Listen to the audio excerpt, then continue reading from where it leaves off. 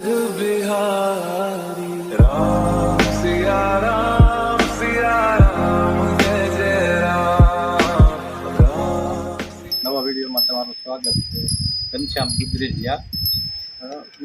મારી પાસે ગીર ગૌ મોટી 6 છે, વાસળીઓ 8 થી 9 છે અને જાફરાબાદી નસલની 2 થી 3 ભેંસો છે મારી પાસે.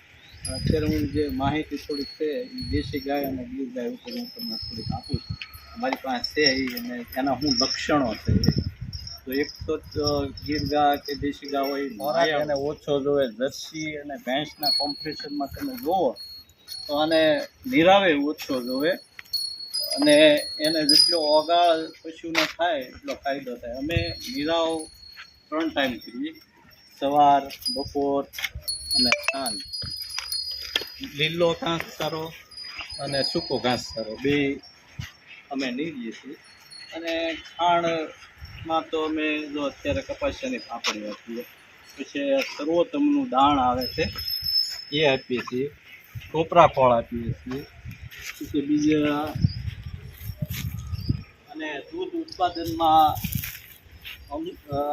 આમ આપણે બીજા કરતાં કોમ્પિટિશન જોવો એટલે સારી કહેવાય.